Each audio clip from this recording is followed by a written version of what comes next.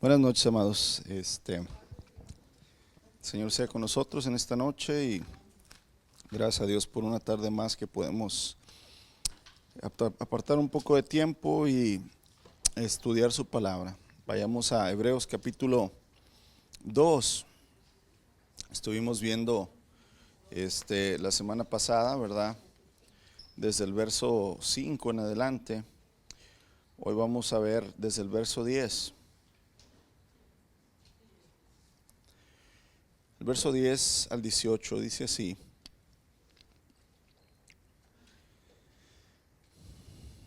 Dios, para quien por medio de quien todo fue hecho, eligió llevar a muchos hijos a la gloria.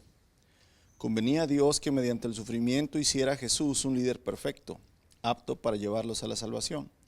Por lo tanto, Jesús y los que hace santos tienen el mismo Padre. Por esa razón Jesús no se avergüenza de llamarlos sus hermanos, pues le dijo a Dios: anunciaré tu nombre a mis hermanos, entre tu pueblo reunido te alabaré. También dijo: pondré mi confianza en él, es decir, yo y los hijos que Dios me dio. Debido a que los hijos que Dios son seres humanos, hechos de carne y sangre, el Hijo también se hizo carne y sangre, pues solo como ser humano podía morir, y solo mediante la muerte podía quebrantar el poder del diablo, quien tenía el poder sobre la muerte. Únicamente de esa manera el Hijo podía liberar a todos los que vivían esclavizados por temor a la muerte. También sabemos que el Hijo no vino para ayudar a los ángeles, sino que vino para ayudar a los descendientes de Abraham. Por lo tanto, era necesario que en todo sentido Él se hiciera semejante a nosotros, sus hermanos, para que fuera nuestro sumo sacerdote fiel y misericordioso delante de Dios. Entonces podía ofrecer un sacrificio que quitara los pecados del pueblo. Debido a que Él mismo ha pasado por sufrimientos, pruebas, puede ayudarnos cuando pasamos por pruebas. Prácticamente, hermanos, ahora una y otra vez el autor de Hebreos está tomando como tema la encarnación del Señor Jesucristo, ¿verdad? Y el por qué, y ya lo anticipamos la semana pasada, empezamos a hablar de ello, ¿verdad? La necesidad de por qué Dios tenía que ser hombre. ¿Por qué tenía que Él vivir? Bueno, primeramente nacer, vivir sin pecado, luchar, ¿verdad?, contra todo el sufrimiento, pruebas, pecado, tentaciones. Morir sin pecado, después resucitar, ¿verdad? ¿Por qué era necesario que Él lo hiciera como hombre? Y estuvimos la semana pasada, ¿verdad?, hablando sobre esto, pero continúa nuevamente el autor, ¿verdad?, hablándonos de ello. Vamos aquí a su hojita, ¿verdad?, donde dice verso 10.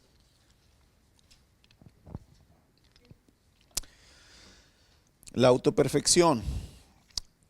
Vimos la semana pasada, ¿verdad?, que el escritor de Hebreos menciona por primera vez la muerte de Jesús en el verso 9. O sea, que era necesario, por ejemplo, dice así en el verso 9, dice: no obstante, lo que sí vemos es a Jesús, a quien se le dio una posición un poco menor que los ángeles por un tiempo, y debido a que sufrió la muerte por nosotros, ahora está coronado de honor y gloria.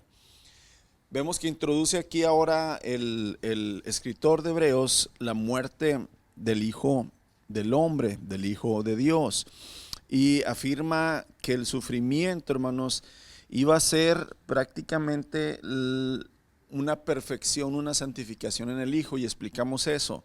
No es que el Hijo no fuera perfecto, no es que el Hijo no fuera puro o no fuera santo, sino que estamos hablando de una perfección, hermanos, como hombre, en donde los sufrimientos que Él iba enfrentando y que iba venciendo, lo iban haciendo más perfecto, hablando humanamente. Es decir, si Él se hizo humano, para que fuera un verdadero humano, un Adán perfecto como Dios creó al hombre, necesitaba Él pasar por pruebas. Necesitaba Él ser probado por sufrimientos, tentaciones, para que de esa manera pudiéramos nosotros confiar en Él, en que Él venció y enfrentó todas las cosas que nosotros podemos enfrentar. Aquí es donde uno tiene que entender que no es tanto que Él se hiciera santo o se perfeccionara, sino más bien se mantuvo santo. Es decir, Él nació limpio y conforme fue pasando el tiempo, se mantuvo limpio. Vinieron pruebas, vinieron tentaciones, vinieron sufrimientos y Él se mantuvo limpio. se perfeccionó a sí mismo por medio del sufrimiento. No es que no fuera perfecto, sino simplemente declaró por medio de su testimonio al enfrentar los sufrimientos que Él es perfecto y que cada prueba que enfrentaba lo hacía, vamos a ponerlo así, lo hacía ver más fuerte, lo hacía ver más santo, lo hacía ver más perfecto. Y entonces continúa, esto lo vimos la semana pasada, nada más quiero recalcar algo. En el verso amados, por primera vez se menciona la palabra griega, ¿verdad? Argeos, que hace referencia a Jesús como que Él es el líder, capitán, fundador, autor, el pionero. ¿De qué? De la salvación.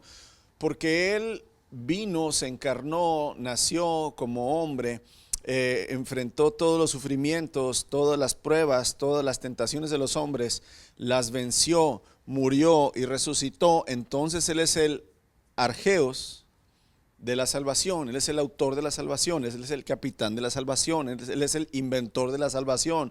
O sea, aquí es donde quiere poner el énfasis el escritor de Hebreos, hermanos. Jesús, Cristo el Mesías, el Hijo del Hombre, es el que los puede salvar. Él es el perfecto, Él es el Cordero, ¿de quién? De Dios, que quita el pecado del mundo.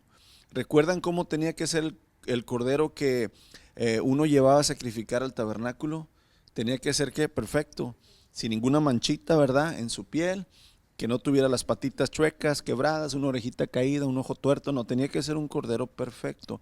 Es por eso que aquí el escritor de Hebreos, hermanos, nos trae otra vez a la mente que el Señor perfeccionó a su cordero por medio del sufrimiento.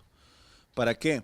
Porque acuérdate, cuando veían el cordero que tú llevabas a sacrificar, lo tenían que checar los sacerdotes, que estuviera bueno, que no estuviera enfermo, que estuviera, ¿verdad?, correctamente bien sano.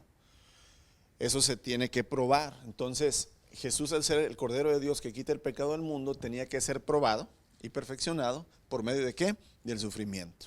Entonces es por eso, ¿verdad?, que el autor de Hebreos nos dice que podemos confiar en ese autor de la salvación, en ese capitán de la salvación, el fiel capitán, ¿verdad?, que le está preparada la gloria. Y que quede bien claro, hermanos, que no hay ninguna contradicción en reconocer que Dios encarnado, o sea, Jesús el Hijo, es perfecto, igual que el Padre, igual que el Espíritu, en cuanto a autoridad y gloria, pero al mismo tiempo debemos reconocer que la verdadera progresión cronológica, o sea, el paso de Jesús como hombre, el Hijo de Dios, aquí en la tierra, ¿verdad?, realizó sus planes, completó todas las intenciones en perfecta armonía con los decretos de Dios. Él se perfeccionó a sí mismo. En cuanto a la historia, ¿verdad? Vemos que, y reconocimos la semana pasada, que la profecía que está en Salmo 22, dijimos que ya muriéndose el Señor, estando ya para entregar su vida en la cruz, dijo, tengo sed. ¿Se acuerdan que dijimos esto la semana pasada? Y luego una pie de nota ahí, el que escribe el Evangelio dice, y esto lo dijo para que se cumpliera la Escritura.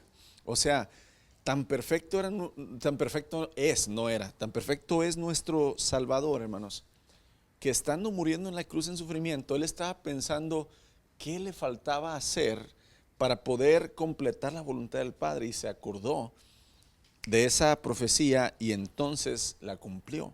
Aquí es donde vemos a un Cordero perfecto. Vamos al verso 10, donde dice Jesús, el capitán de nuestra salvación.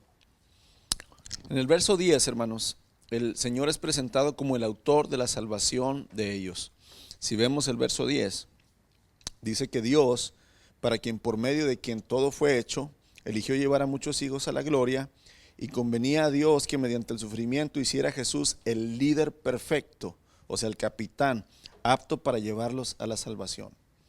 Aquí es donde nos recalca él que no son los ángeles, ¿verdad?, los encargados de eso, sino fue el mismo Hijo del Hombre, el mismo Hijo de Dios, quien se encarga de llevarnos a la salvación. Jesús es presentado como el autor de la salvación, y en realidad Él va delante de ellos, hermanos, puesto que es el pionero, Él es el primero, Él es el fundador de la salvación. En Hebreos capítulo 12, verso 2, más adelante, ¿verdad?, vamos a ver que Jesús se le llama el autor y perfeccionador de nuestra fe, o consumador de nuestra fe, autor. Y aquí es donde entonces podemos ver cómo en diferentes formas el autor de Hebreos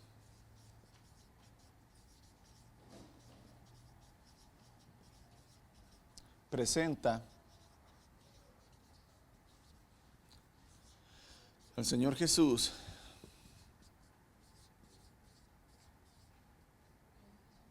como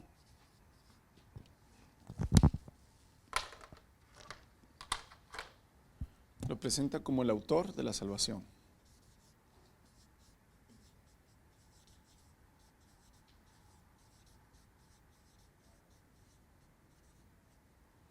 Lo presenta como el santificador, o sea, el que nos hace santos. Lo presenta como nuestro hermano.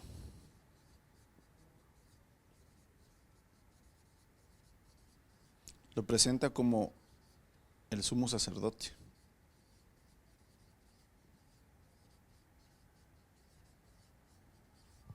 Este nada más es en estos versos, no estoy hablando de todo el libro, ¿verdad? De Hebreos.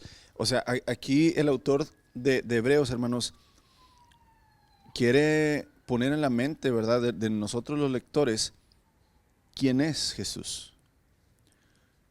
Como Dios, y quién es Jesús y cuál es su ministerio. Un ministerio, ¿verdad? Santificador, un ministerio de salvación, un ministerio, ¿verdad? Donde nos reconcilia con el Padre, un ministerio donde Él es el que hace como mediador. Jesús se llama el autor y perfeccionador de nuestra fe. Dios le hizo pasar por medio de horrendos sufrimientos para obtener la perfección como hombre, hermanos. Vuelvo a repetir, ¿verdad? Fue la voluntad de Dios que su Hijo sufriese para lograr la salvación de muchos hijos. Y cuando el Hijo completó su sufrimiento, se constituyó el fundador de la salvación. O sea, si Cristo no hubiera sufrido, hermanos, si Cristo no hubiera sufrido como hombre,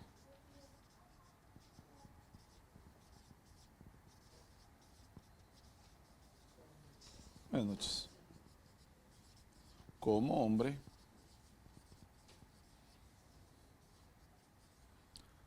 no existiera como lo presenta, ¿verdad?, el autor de Hebreos. Pudiera ser el creador y el sustentador de todas las cosas, pero no pudiera ser presentado como el autor de la salvación, porque era necesario, ¿verdad?, que se sacrificara el Cordero perfecto que nos quitara el pecado. Pero si Cristo, el Hijo de Dios, no se hubiera sacrificado, entonces no pudiéramos llamarle Salvador, no le pudiéramos llamar sumo sacerdote, no le pudiéramos llamar hermano, porque no se hubiera encarnado, no hubiera sido carne y sangre, como vamos a ver más adelante, como nosotros.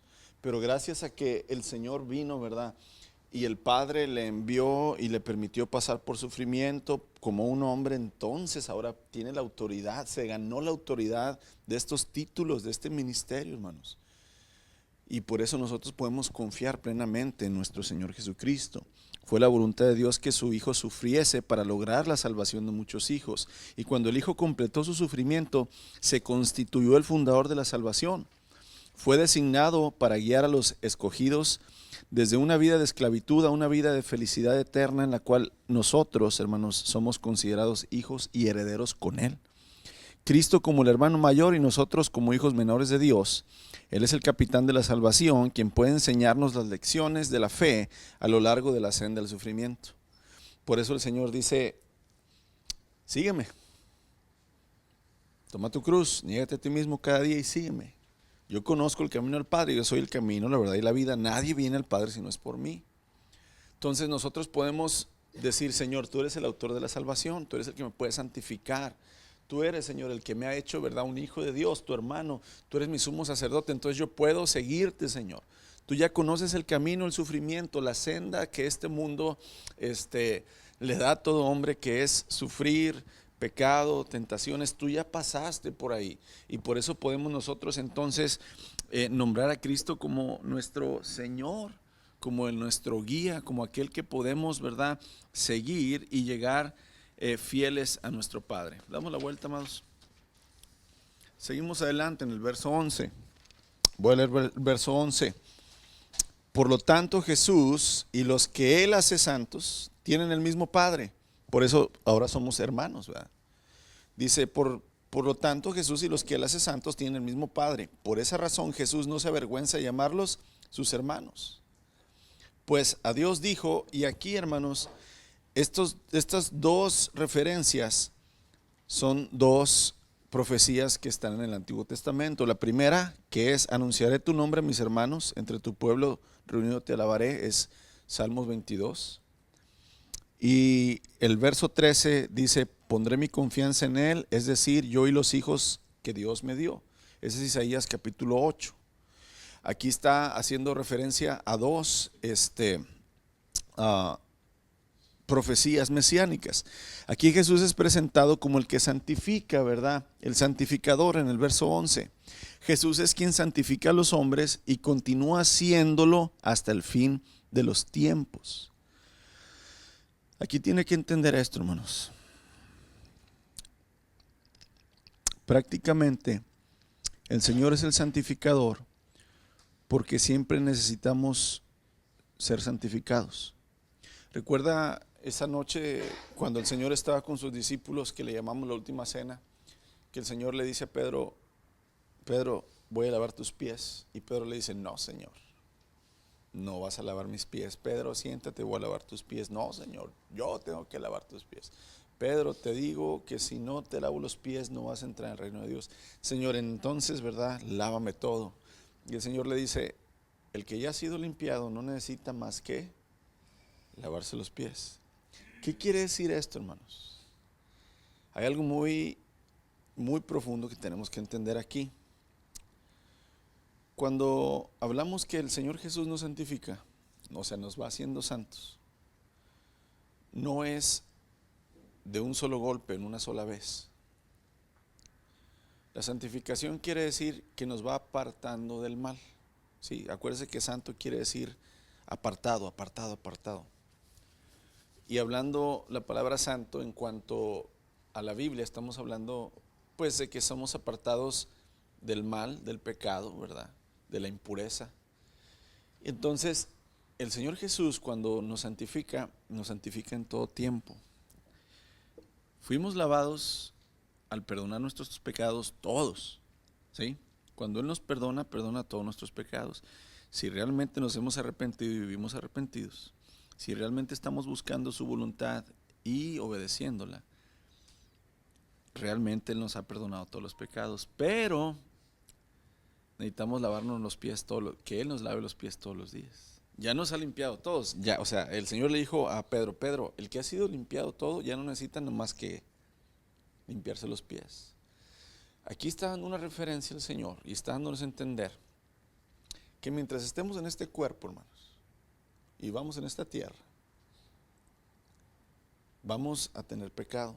No que vamos a vivir esclavizados y dominados por el pecado. El que vive esclavizado y dominado por el pecado no es salvo, hermanos.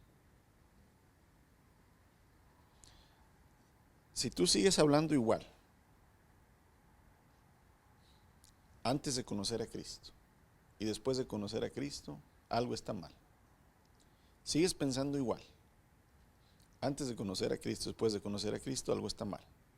Sigues actuando igual antes de conocer a Cristo, después de conocer a Cristo, algo está mal. No ha sido limpiado. Cuando dice que Él nos santifica, hermanos, es cada día, claro, el Señor me perdona mis pecados, yo me he sometido a Él, yo me estoy humillando a Él, yo estoy negándome cada día. Y claro que, hermanos, mi humanidad, de repente peco, deliberadamente, perdón, sin querer queriendo. Deliberadamente quiere decir que peco queriendo, pero peco sin querer queriendo.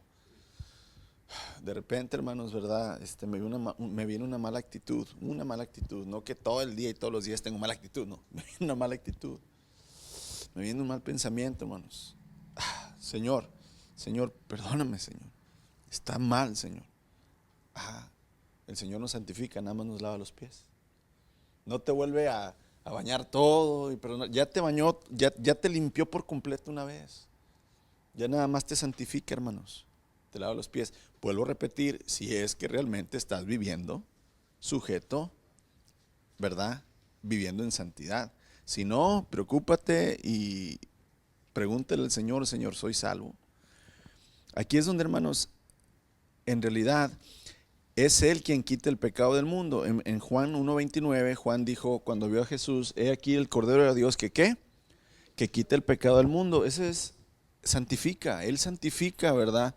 Al pecador. Y hermanos, sirve constantemente como sumo sacerdote a favor de su pueblo.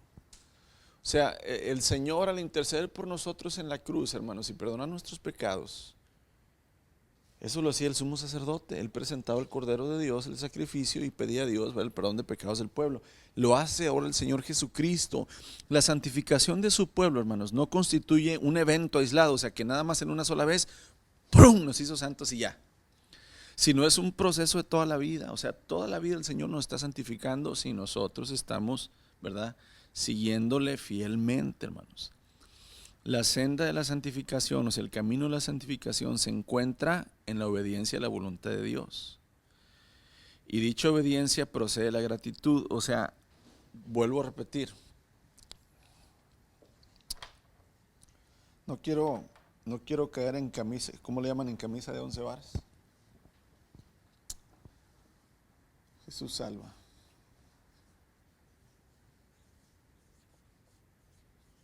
¿Cómo salva a Jesús, hermanos? Por fe. ¿Sí? ¿Pero qué es la fe, hermanos? Según Santiago. No, eso es Hebreos.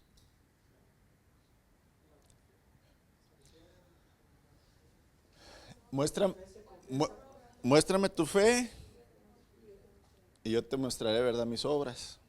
Porque una fe sin obras, ok, entonces Jesús salva por fe. ¿Por fe de qué, hermanos? De obrar la voluntad de Dios.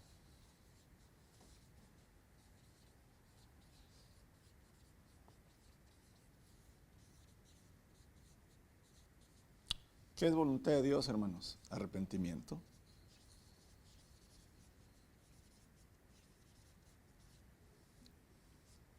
Apartarse del pecado.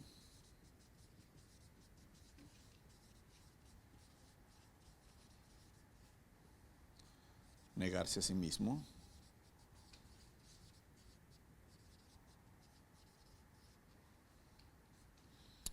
Amar al prójimo.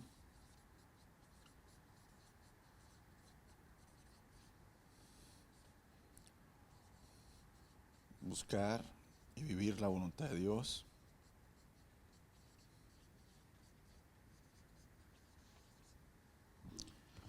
O sea, decir,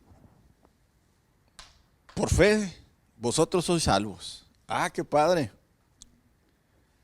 Si fuera así, todo el mundo sería salvo, porque todo el mundo tiene fe en Dios, ¿verdad? De alguna u otra manera, pues todos somos salvos porque todos creemos en Dios, por fe. Pero Jesús salva por fe de obrar la voluntad de Dios. ¿Y cuál es la voluntad de Dios? La primera predicación del Señor Jesucristo, hermanos. ¿Qué fue lo primero que predicó el Señor Jesús? Arrepentidos porque el reino de los cielos se acerca. Arrepentimiento.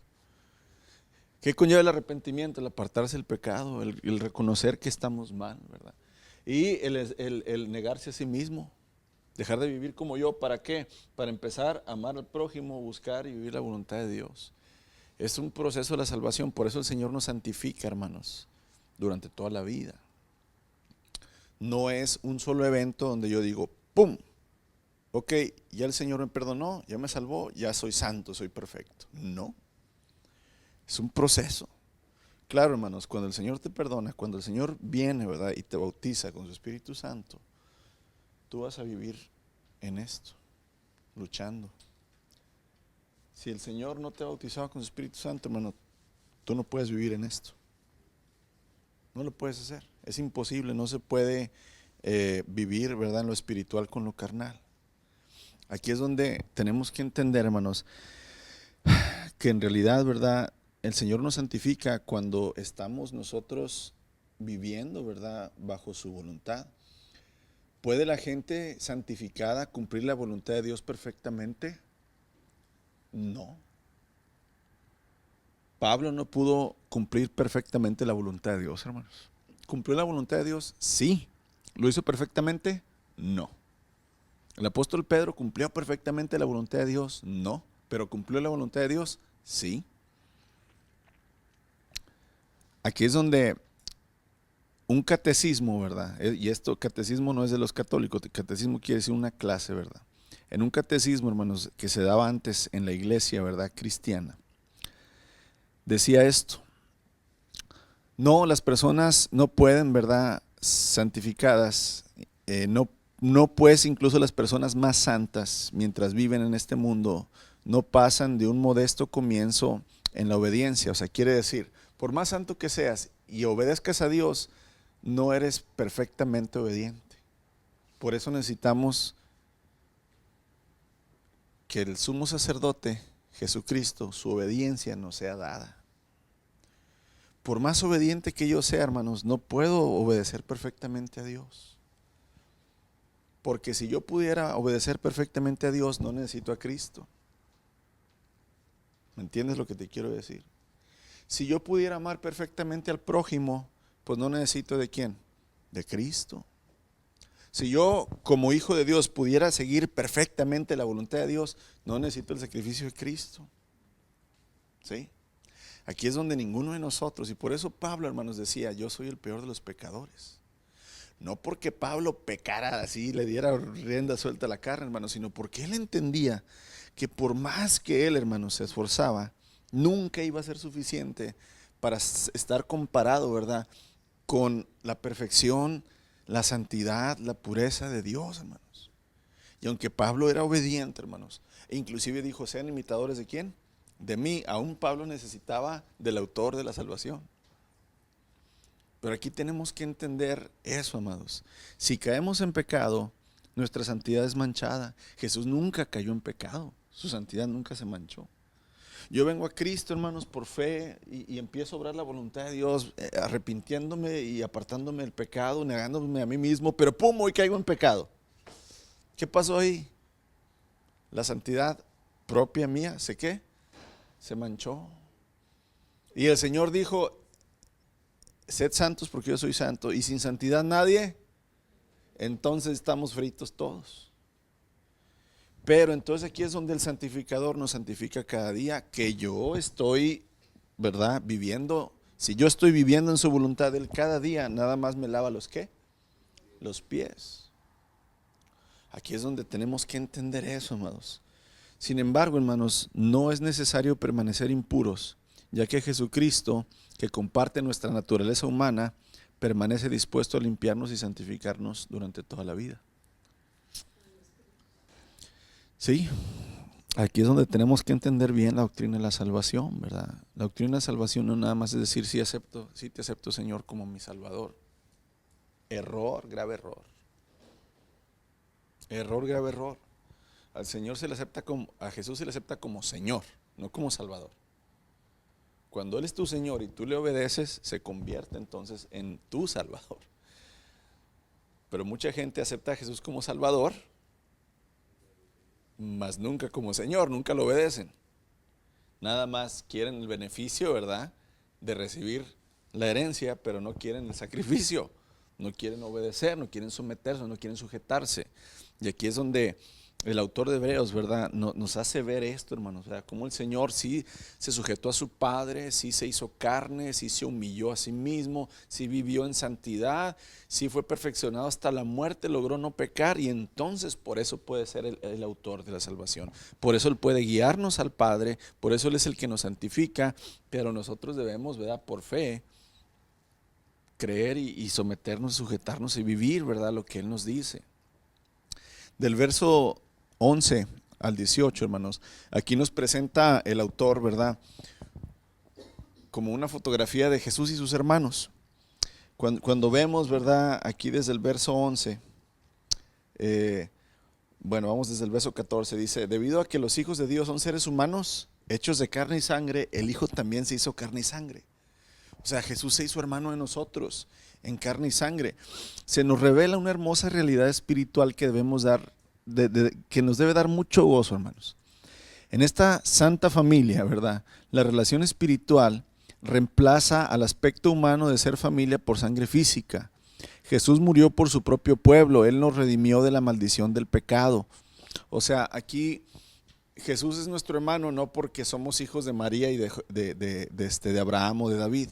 Jesús es nuestro hermano porque se hizo hombre, o sea, se hizo carne y sangre, se hizo raza humana, se hizo uno de nosotros. Por eso podemos llamarle, ¿verdad? O Él nos llama a nosotros hermanos.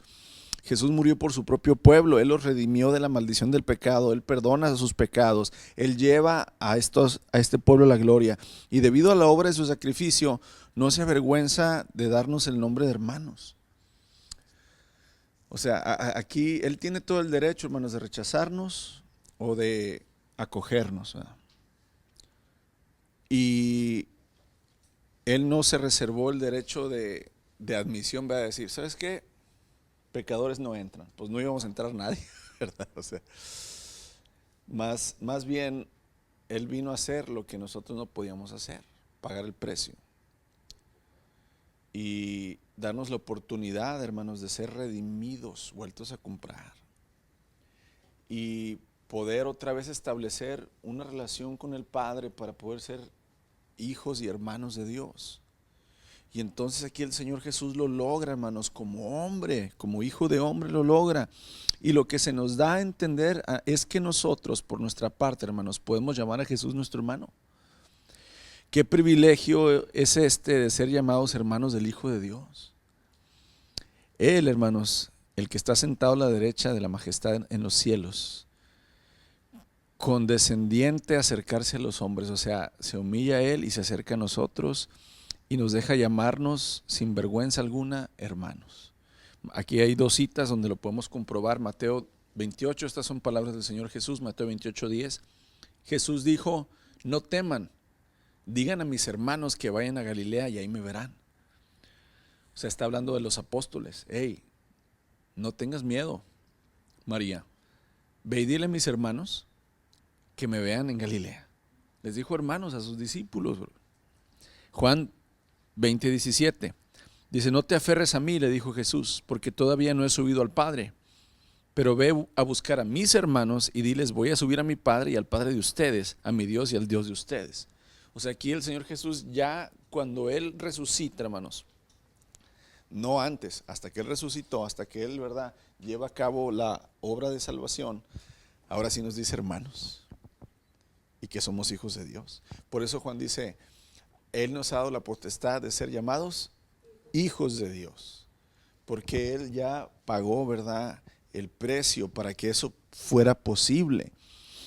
Por consiguiente, hermanos, existe una fuerte unidad entre el Hijo y los muchos hijos. O sea, Jesús es el primogénito, único en su género, Hijo de Dios, y nosotros somos los hijos de Dios, ¿verdad? Por la muerte de Él, hermanos, nos santificó, y los que somos así santificados, todos de uno somos. Y aquí es donde resulta claro, en Hebreos 10:10 dice: pues la voluntad de Dios fue que el sacrificio del cuerpo de Jesucristo nos hiciera santos una vez y para siempre. Y el verso 14: pues mediante esa única ofrenda, Él perfeccionó para siempre a los que está haciendo santos. Y aquí es donde uno dice: gloria a Dios, porque es el sacrificio de Cristo que tiene el poder y la validez de hacerme santo y de hacerme heredero, coheredero, de hacerme hermano e hijo de Dios. No son tus obras, hermanos. No es tu buena reputación, no es tu buen comportamiento, no es tu descendencia, que si vienes de los judíos o si eres hijo de misioneros o de pastores. No es eso lo que te da la oportunidad de ser llamado hijo de Dios, ser salvo. Es el sacrificio perfecto de Jesucristo.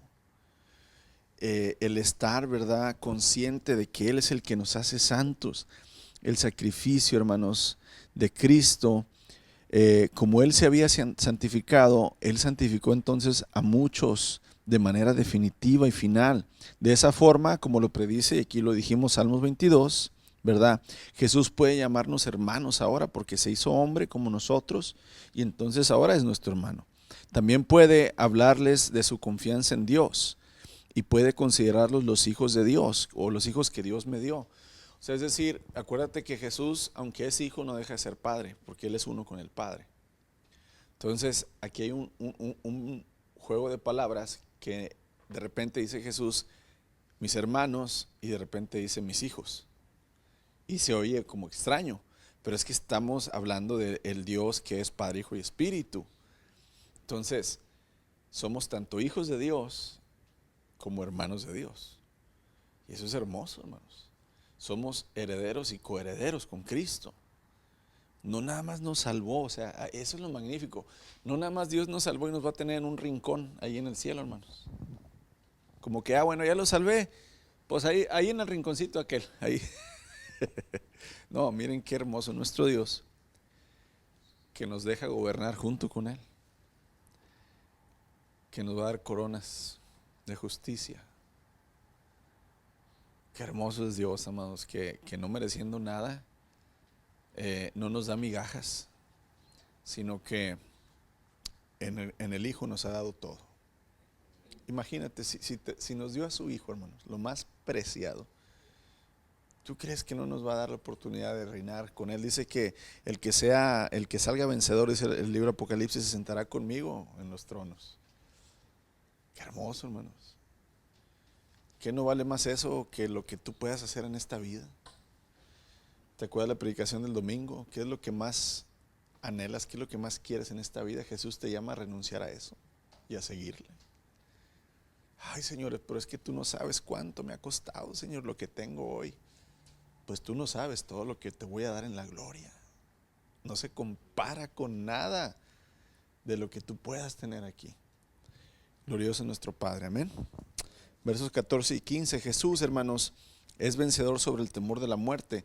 Y aquí es muy importante recalcar esto, fíjense bien, no nada más es vencedor sobre la muerte, es vencedor sobre el temor de la muerte. Porque aquí viene explicado algo que a lo mejor algunos ya sabían, van a decir, ya lo sabía, pero explicado de esta manera yo nunca lo había visto. Por ser Jesús divino, voy a leer el verso 14 y 15. Debido a que los hijos de Dios son seres humanos, hechos de carne y sangre, el Hijo también se hizo carne y sangre. Pues solo como ser humano podía morir, y solo mediante la muerte podía quebrantar el poder del diablo, quien tenía el poder sobre la muerte. Únicamente de esa manera el Hijo podía liberar a todos los que vivían esclavizados por temor a la muerte. Jesús, hermanos, por ser divino, ser Dios, hubiera sido imposible que nos librara del pecado, a menos que Él mismo compartiera nuestra humanidad. Ahí está.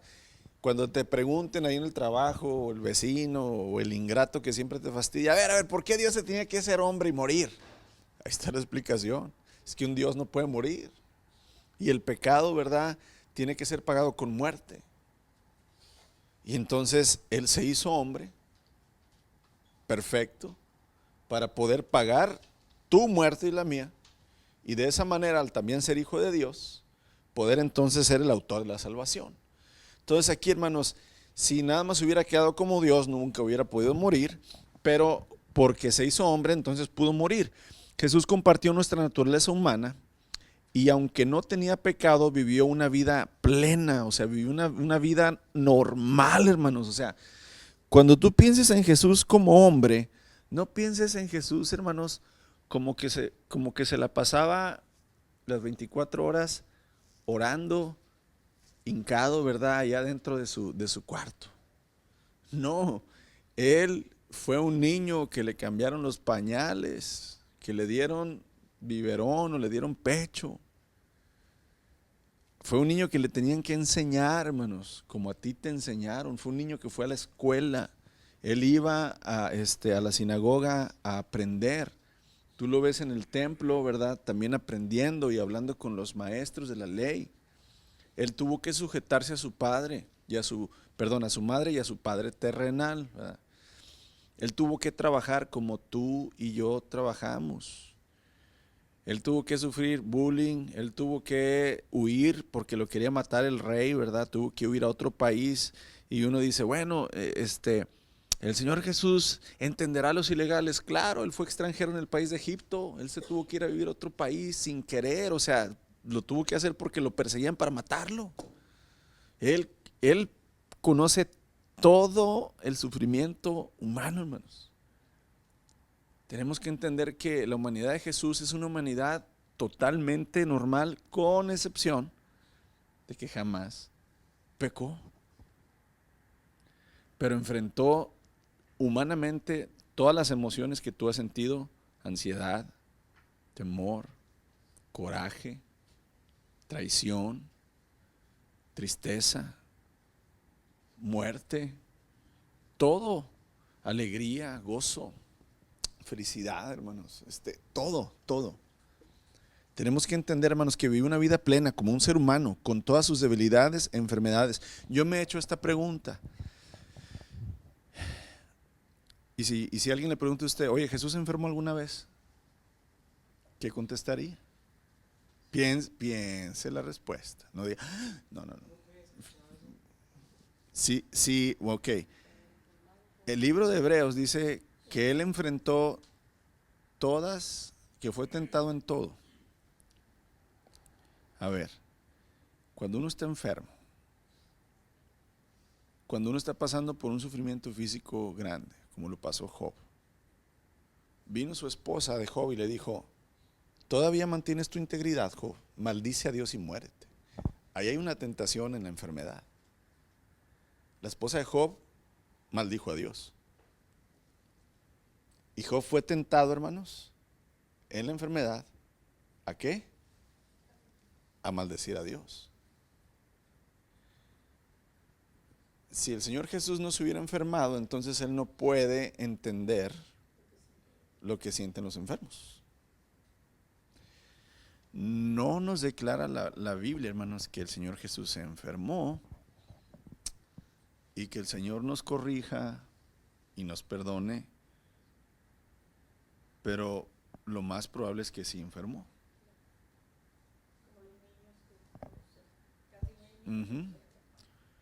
¿Por qué? Porque entonces, si no lo hizo, entonces no puede comprender a un enfermo. ¿Sí? Ahora, sí sabemos que tuvo hambre en el desierto y tuvo sed.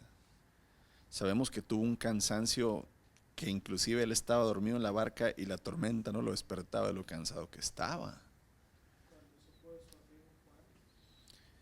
Se entristeció cuando con Lázaro lloró. Cuando ve a Jerusalén y tiene compasión, ¿verdad? Que estaban todos como ovejas sin pastor. Cuando va al huerto de Getsemaní, que ya va a ser crucificado, que llama a Pedro, Jacobo y a Juan, les dice: oren conmigo porque mi alma está angustiada hasta la muerte. Entonces vemos a un hombre muy hombre, o sea, muy humano. Entonces, parte de este mundo es la enfermedad. Entonces podemos entender, hermanos, o podemos concluir que si Jesús vivió una vida plena humana, muy posiblemente también tuvo enfermedad. No que vivía enfermo y murió enfermo, fíjense. El pastor dijo que él se... No. Estamos diciendo que pudo haber pasado por una etapa de enfermedad como ser humano. Todos los deseos, necesidades y tentaciones naturales las tuvo el Señor como un hombre. Jesús se hizo hombre de tal forma, vamos a la última hojita que le di.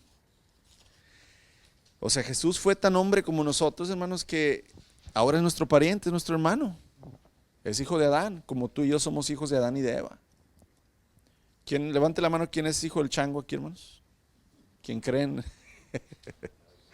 hay un cante que dice: el que crea que viene el chango, que levante la cola. El que cree que viene el chango, que un plátano se coma. No sé si lo han escuchado, pero no, hermanos. Venimos y somos todos hijos de Adán. Y Adán es hijo de Dios. ¿Sí? Jesús, por eso es el hijo del hombre, el segundo Adán, el primer Adán, hermanos. O sea, tenemos que entender eso. Él es nuestro pariente consanguíneo, se hizo carne y sangre. Aquí lo acabamos de leer, ¿verdad? En el verso 14, debido a que los hijos de Dios son seres humanos hechos de carne y sangre, el Hijo también se hizo carne y sangre. Él se hizo carne y sangre como nosotros. En el original griego no dice carne y sangre, dice sangre y carne. Primero sangre, ¿verdad?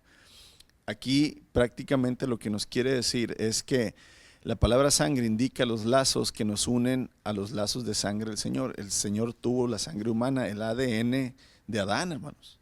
Recuerden esto, todos los seres humanos, los 8,000 millones que vivimos ahorita, todavía traemos ADN de Adán, el primer hombre que el Señor formó. Por eso Él es nuestro hermano, porque Él fue concebido por una mujer, el Espíritu Santo una mujer. Y entonces tiene sangre humana, sangre de Adán como nosotros. Por eso es nuestro hermano. Podemos decir que Jesús Él es uno con nosotros, es nuestro hermano. Dios Padre deseó que Jesús naciera de la Virgen María, hermanos. Ordenó que sufriera y que muriera y le libró del cautiverio de la muerte, resucitándolo de entre los muertos. Si vamos a Hechos capítulo 2, nada más rápidamente para ver cómo Lucas expresa esto en Hechos capítulo 2. Versos 23 y 24. Verso 22. Pueblo de Israel, escucha, Dios públicamente aprobó a Jesús de Nazaret.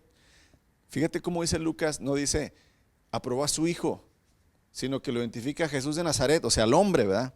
Al hacer milagros poderosos y maravillas y señales por medio de él, como ustedes ya saben.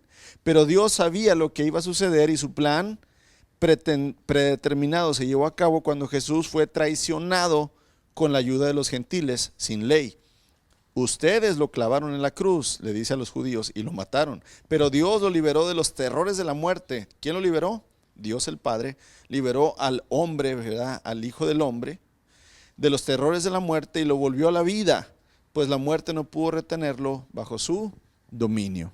Entonces vemos, hermanos, que cuando el Señor resucita el cuerpo de Cristo, le está dando la autenticidad de que ese Hijo de Hombre es el Mesías.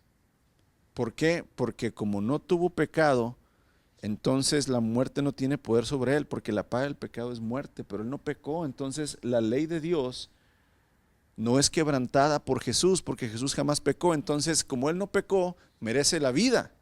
Entonces por eso el Padre resucita el cuerpo de Jesús, del Hijo, y de esa manera, hermanos, le da la autoridad de ser el autor de la salvación, ¿verdad? No resucitó a Moisés el Señor, hermanos. No resucitó a Elías. No resucitó a David. Resucitó a Jesús de Nazaret. Ese cuerpo, ¿verdad? Para que eso diera sello, fe, ¿verdad? De que este es el Cordero de Dios que no pecó. Fue así que Dios expresó su amor por su pueblo, entregando a su propio Hijo, hermanos, a una muerte vergonzosa. Y el Hijo voluntariamente sufrió y murió en humillación por sus hermanos y hermanas, los miembros de la familia de Dios. Los que ahora somos hijos de Dios y hermanos de Jesús, hermanos, estuvimos en un tiempo en esclavitud en manos de su enemigo, de Satanás. Debido a que eran humanos, somos humanos, ¿verdad? Nuestro capitán debe llegar también a hacerlo y morir por nosotros para rescatarnos. Al hacer esto, él fue capaz de destruir al diablo. El autor de Hebreos no quiso dar a entender que Satanás ya dejó de existir, hermanos. O sea, cuando dice que Jesús derrotó al diablo, no quiere decir que lo mató, que ya no existe. No, dice que lo derrotó. O sea, ¿verdad? Que le fue quitado su poder. Al hacer esto, hermanos, prácticamente la palabra que se usa aquí para destruir en griego es katargese. Quiere decir que anuló el poder que tenía Satanás. ¿Qué poder tenía Satanás sobre el pecador? El temor a la muerte. Aquí lo dice el verso 15. Acuérdense, ahorita lo acabamos de leer en Hebreos. Hebreos 2:15. Cuando el Señor, ¿verdad?, resucita, entonces prácticamente vence al enemigo y al poder que tenía por medio del temor a la muerte. Únicamente de esta manera el Hijo podía liberar a todos los que habían vivido esclavizados por temor a la muerte. Al hablar del diablo, hermanos, como que ejerce el imperio de la muerte, el escritor quiso decir que Satanás se valía del temor de la muerte de la gente para esclavizarla a su voluntad. O sea, en realidad, hermanos, dicen que el mayor miedo del ser humano es morir. Pues claro, el que no conoce a Dios, ¿verdad? ¿Por qué? Porque no hay certidumbre. ¿Qué viene? A ver, si no tuvieras a Cristo y no conocieras que hay vida eterna, imagínate pensar en la muerte. ¿Qué es? Fíjate cómo la gente que no es de Cristo, hermanos, yo lo puedo ver bien claro. He ido a muchos funerales de personas de fe en Dios y personas que no tienen fe en Dios de la manera que la Biblia dice. Y alguien que tú vas a un funeral, hermanos, que no es hijo de Dios, lloran de una desesperación. Se quieren aventar con el muerto, ¿verdad? Porque no tienen esperanza de volver a verlos. Ay, no, ¿por qué? Está bien llorar, hermanos, pero no caer en la desesperación. Si nosotros sabemos que somos del Señor y el Señor nos ha rescatado, pues sabemos que tenemos un futuro glorioso. Pero aquel que no tiene esperanza, la muerte, hermanos, es algo terrible, porque no tiene certidumbre de lo que va a pasar después. No sabe si realmente hay infierno o cielo, y si hay cielo, no sabe si se lo ganó o no con sus buenas obras. Y si va al infierno, ¿cómo hace el infierno? Y entonces, amados, es algo terrorífico. Hay muchos testimonios de gentes que han estado, ¿verdad?, al lado de gente que se va a morir, gente importante, inclusive reyes de Inglaterra. Una reina, me acuerdo muy bien, leí una vez un testimonio que la reina decía, no me acuerdo cuál reina es, pero era de Inglaterra, decía en su lecho de muerte: doy toda mi fortuna y todo lo que tengo por más tiempo de vida, no quiero morir. Tenía pavor de morir. El temor a la muerte, hermanos, esclaviza al hombre. A tal punto, hermanos, que Satanás, ¿verdad?, era llamado el que ejercía el imperio de la muerte, ¿verdad?, porque la paga del pecado es muerte. Y hermanos, frecuentemente las personas toman decisiones morales erróneas provocados por su fuerte instinto de conservación. O sea, fíjese, por ejemplo, yo no quiero morir. No quiero morir, y como no quiero morir, entonces, pues sé que él habla, me van a echar a la cárcel. Mejor lo voy a ¿qué? A matar. Hay muchas veces, hermanos, que somos capaces de matar. Decimos, por mis hijos soy hasta capaz de ¿qué? De matarlo con mis propias manos. Esa famosa frase, ¿verdad?, todas las mamás del mundo. Es un instinto muy bajo, muy humano. Matar. Se recuerda, hermanos, a los lectores de Hebreos que ya no estaban sujetos a la servidumbre del pecado y que pueden enfrentar la muerte con la misma confianza en que Dios tuvo su capitán. ¿Cómo enfrentó Jesús la muerte, hermanos? Cuando vienen por él a prenderlo, dicen, ¿quién es Jesús de Nazaret? Y el Señor se para enfrente y dice, yo soy. No se escondió. Pedro le decía, ¿te acuerdas que Pedro le decía, Señor, no te hagas esto, Señor, ten compasión de ti? Y el Señor le dijo, quítate de aquí, Satanás. O sea, el temor a la muerte, hermanos, nos hace hacer muchas cosas que no somos conscientemente valientes para hacer. Pero el Señor Jesús enfrentó la muerte, hermanos, con tranquilidad en el alma. Claro que Él no quería pasar por el sufrimiento, pero no huyó. Hay una escena muy bonita, bueno, bonita no, ¿verdad?, pero tiende a hacernos pensar algo muy bello. Cuando ves la película de la Pasión de Cristo, cuando Él ya llega al fin, el Señor, al Monte Calvario, está la cruz en el piso, Él solo se arrastra y solo se pone en posición para que lo claven. Cuando yo vi esa escena, hermanos, dije, ¿cuántos hombres tú crees que voluntariamente que iban a ser crucificados se ponían así? Ninguno, hermano. Yo creo que los tenían que golpear y desmayarlos para poder acomodarlos ahí y clavarlos. Pues el Señor, hermanos, como cordero fue llevado al matadero, enmudeció y no abrió su boca. Él enfrentó la muerte con toda la seguridad de que el Padre, hermanos, estaba con él. Entonces ahora nosotros, hermanos, podemos enfrentar la muerte como Jesús, ¿verdad?, lo hizo. El resultado de la muerte de Cristo es doble. Él triunfó sobre Satanás y liberó a su pueblo del temor de la muerte. Satanás deseaba la destrucción de la creación de Dios en general y sobre todo la destrucción del hombre, ¿verdad? Después de la caída, Satanás tuvo el poder de la muerte sobre Adán y todos sus descendientes y utilizó la muerte como un arma contra ellos. Tenía el privilegio de venir ante Dios en el cielo para acusar a los creyentes. ¿Te acuerdas que en el libro de Job dice que venían los hijos de Dios o la corte celestial, se presentaban delante de Dios y Dios le decía a Satanás, ¿de dónde viene Satanás? Y de ahí viene la famosa frase, dar el rol, ¿verdad? Porque Satanás dice, de redondear la tierra y ver, ya te fijaste en mi siervo Job. Ah, sí, pero quítale lo que tiene, Señor. Satanás nos acusaba y luego dice también en Apocalipsis que Satanás es el acusador, que día y noche está, ¿qué? Diciéndole, mira, Señor, tú, el que perdonaste, míralo, a ese pecador. Satanás es el acusador, hermanos. Dios, hermanos, estaba listo para poner en acción prácticamente, ¿verdad?, un veredicto como juez sobre el culpable y destruir al hombre, porque estábamos condenados a la muerte por nuestro pecado. Pero él, hermanos, que había sido prácticamente sacrificado desde el principio, porque tienes que entender que Dios es eterno, hermanos. Más bien dicho, la eternidad está en Dios. Dios sacrificó a su Hijo desde antes de la fundación del mundo.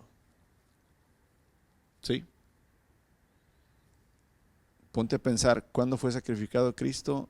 El plan ya estaba desde siempre. Se ejecutó el plan, ¿verdad?, hace 2000 años para nosotros. Pero el Cordero había sido sacrificado desde antes de la fundación del mundo. Prácticamente, hermanos, el Señor deseaba servir, el Satanás deseaba servir como el ángel de la muerte, ¿verdad?, teniendo el poder de la muerte en sus manos, pero no fue Satanás, sino quien Dios, hermanos, dio la maldición sobre la muerte en la raza humana.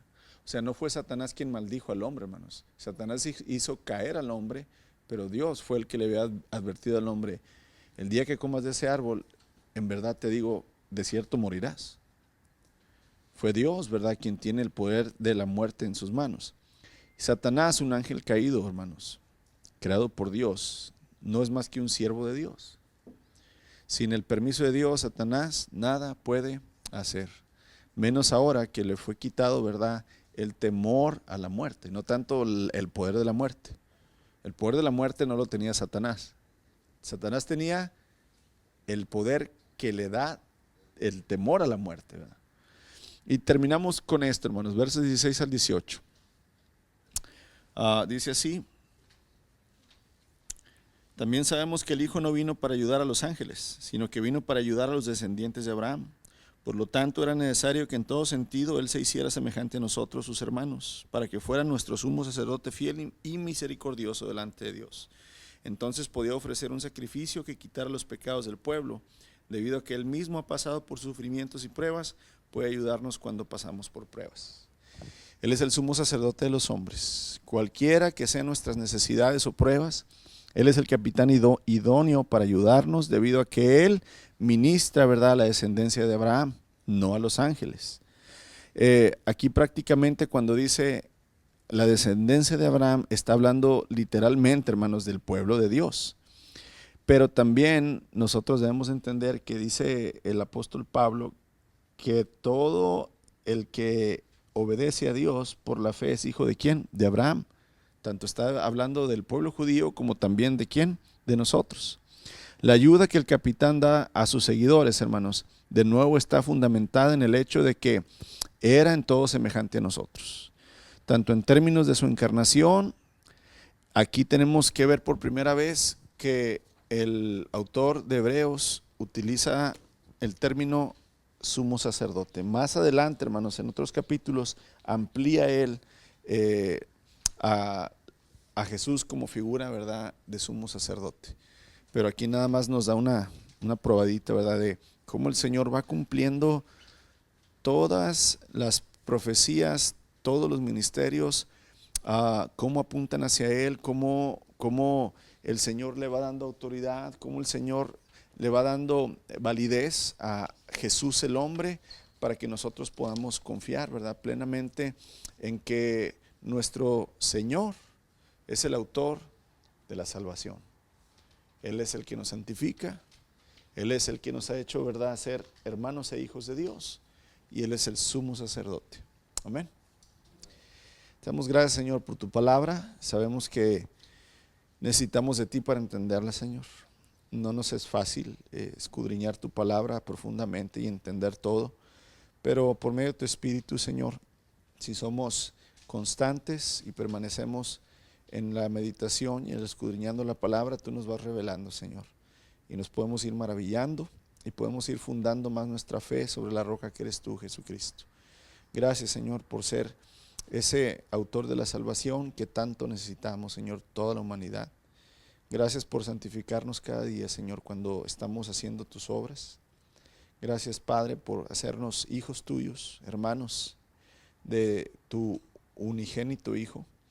Y gracias, Padre, porque enviaste a Jesús como mediador, como el sumo sacerdote que puede presentar, Señor, sacrificio por nuestros pecados. Te alabamos, nuestro buen Dios, Señor, te bendecimos y damos gloria a tu nombre. Amén. Dios les bendice, amados.